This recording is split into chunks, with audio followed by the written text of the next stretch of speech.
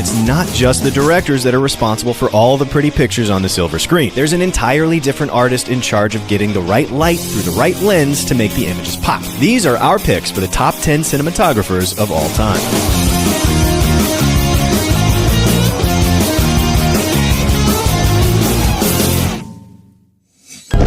In the beginning, there was no cinematographer. Wasn't the role, wasn't the word, wasn't the need. Lighting came in one flavor, as much as possible, and camera work involved setting, pointing, and cranking. And so, the first important cinematographers were also directors, the Lumiere brothers, Georges Méliès, Edwin S. Porter. But as the century turned, things began to change. Shots began to emerge. Artificial lighting was invented, and thus, the cinematographer was born. And the best were the likes of Karl Struss, Charles Roscher, George Barnes, and Ernest Palmer. However, if there's one cinematographer who looms larger than life in cinema's infancy, it's none other than Billy Bitzer. And one day they were having lunch, and someone didn't bring an old red tablecloth, they brought a white one.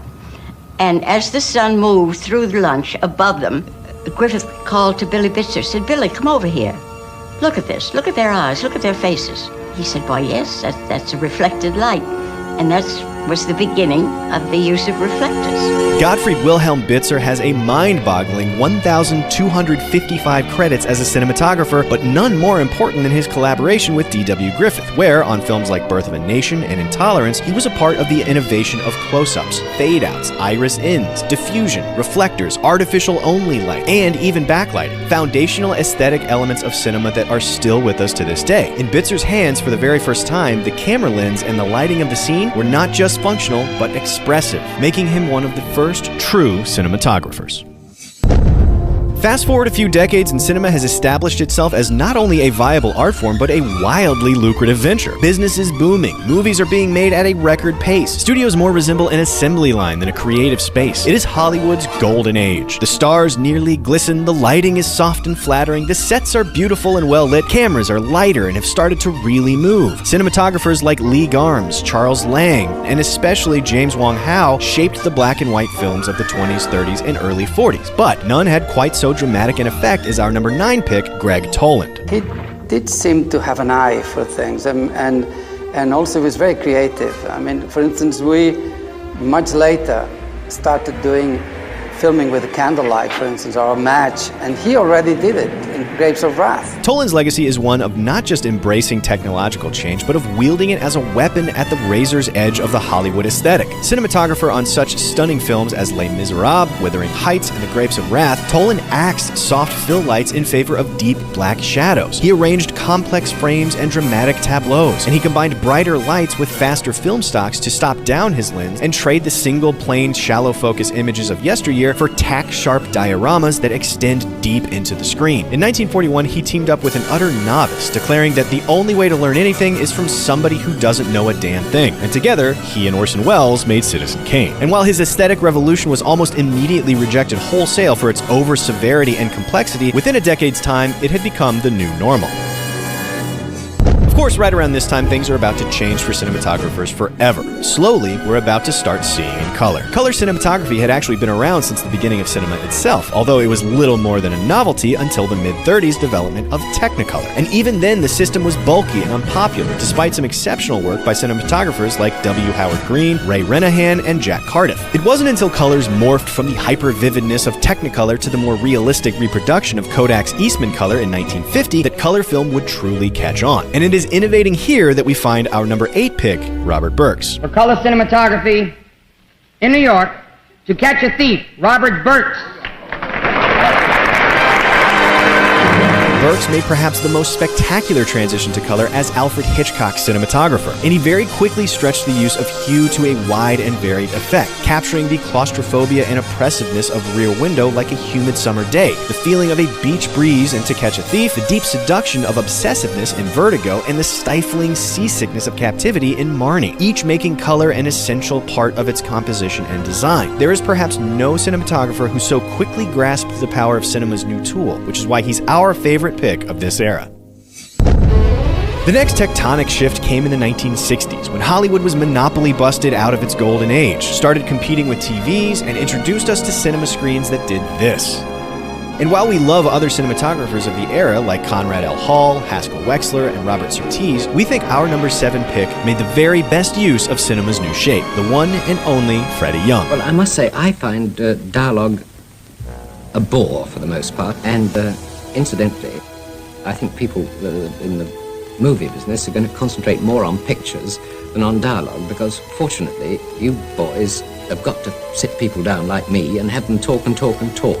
Well, I think we can beat you by showing pictures. Best known for his immense collaborations with director David Lean on Lawrence of Arabia, Dr. Zhivago, and Ryan's Daughter, no one has used cinema's frame quite so incredibly as Freddie Young, and the images he has created are some of the most memorable in all of film history as a master of the 70mm format in the harshest of environments. There is such a devastating sense of natural spectacle and being there in Freddie Young's imagery that it is of very little controversy that he is often and aptly referred to as the greatest cameraman of all time.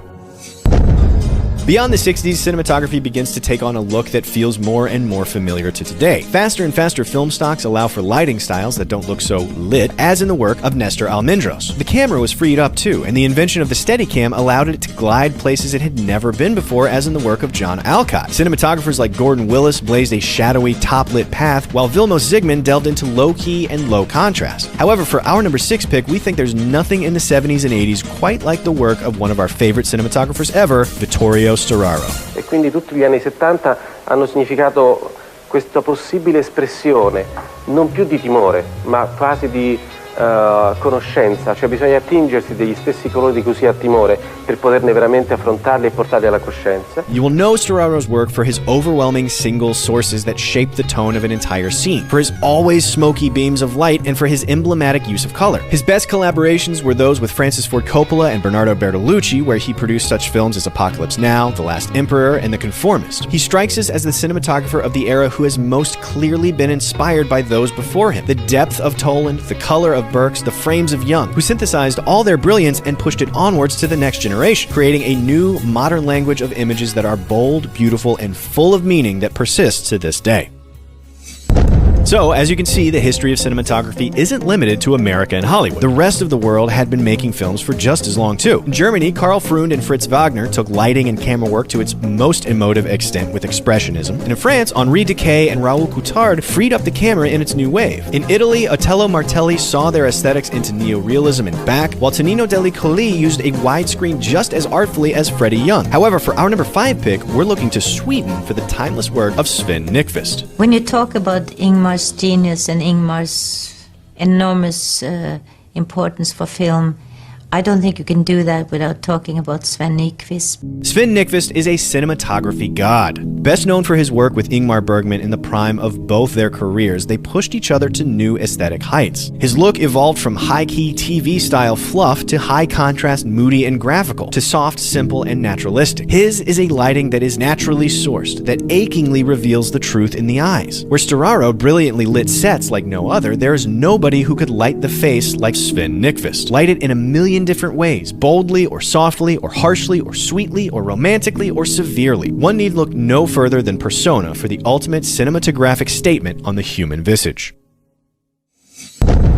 Of course, Europe isn't the entire rest of the world either. Russia has treated us to the revolutionary lensing of Sergei Urusevsky and Vadim Yusov. India gave us the work of geniuses from Subrata Mitra to Santosh Savan. China has given us Gu Shengwei and Zhao Jiading, while Hong Kong's best come from the likes of Arthur Wong, Peter Pao, and Australian Christopher Doyle. South America has donated Hollywood some of its finest cinematographers like Rodrigo Prieto and Emmanuel Lubezki, and Japan shook the world in the 50s when it debuted on the grand stage with the work of Kazuo Miyagawa.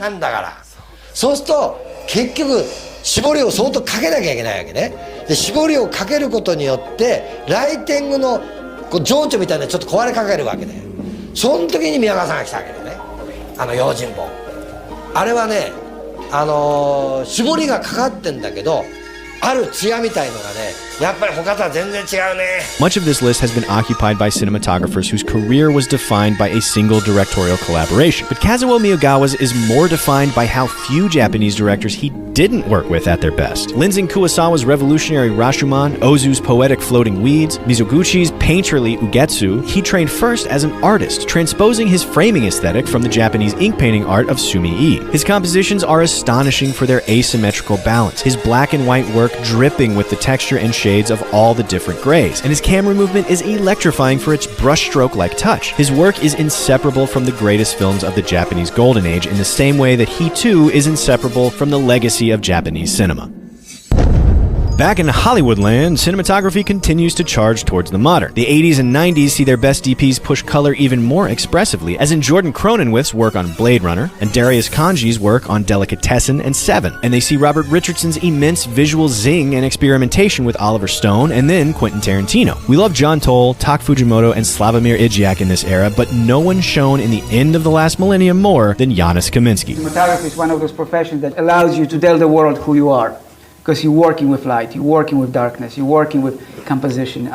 And all that comes from learning, but also comes from inside. And I don't know, maybe I'm just like waxing too much, but you know, if you want to know something about me, watch my movies. You know Janusz Kaminski's work from his decades-long relationship with Steven Spielberg, and together their images practically defined this era. His camera work is symphonic, working with Spielberg to orchestrate long-take masters that perfectly cover an entire scene. His lighting is massive, famous for throwing entire trucks worth of kit at a set to get the look right, eschewing naturalism to instead paint impressionistic interpretations of the mood. It is backlight-heavy, glamorous, and it screams Hollywood in such a way that it is his touch that most of us think of when we think of blockbuster cinematography.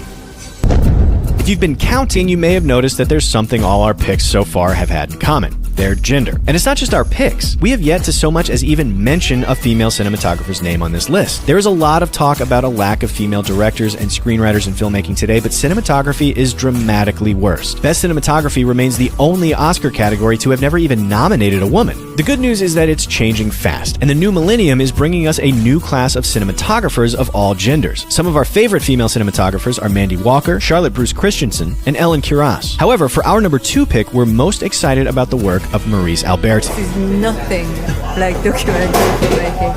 Absolutely nothing. Well, this is life, right? This is our life. No, this is not life. This is constructed life.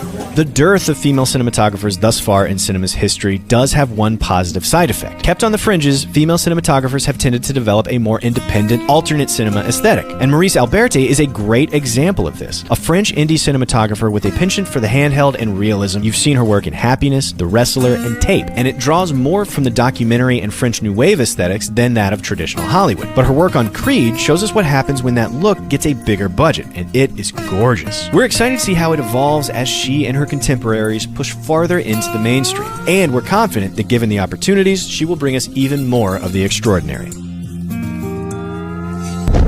And finally, finishing off our cinematography tour of the ages, we come to those figures defining mainstream imagery today. The new millennium saw new technology shift the role of the DP more dramatically than it had since the introduction of color. Digital intermediates allowed for further control of the image's development in post through the use of the colorist. Digital image capture has all but rendered celluloid extinct, replacing natural grain with new color science, as pioneered in the work of Jeff Cronenweth and Steven Soderbergh. Lighting got softer, as with the work of Robert Yeoman. VFX is everywhere, as with Claudio Miranda. Cameras got smaller and even more mobile, as with Shane Hurlbut. And the resurgence of the CinemaScope aspect ratio has blown our minds in the work of Robert Elswit and Hoyt van Hoytema and Wally Pfister, and again, Emmanuel Lubezki. But no one has been on the front line of all of these revolutions while producing one of the most consistently incredible bodies of work, quite like the inimitable Roger Deakins. He's just the coolest dude. He's like a member of the Rolling Stones.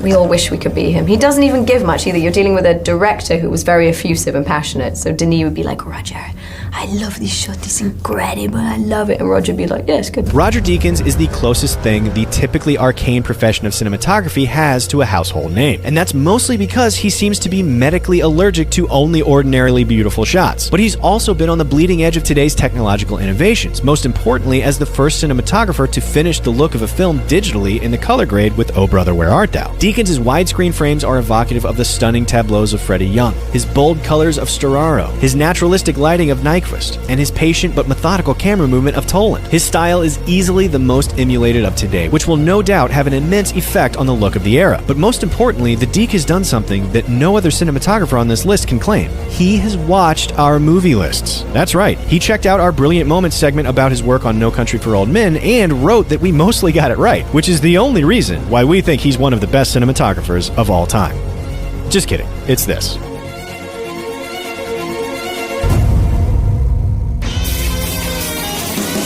So what do you think? Do you disagree with any of our picks? Do we leave out any of your favorite directors of photography? Let us know in the comments below and be sure to subscribe for more CineFix movie lists.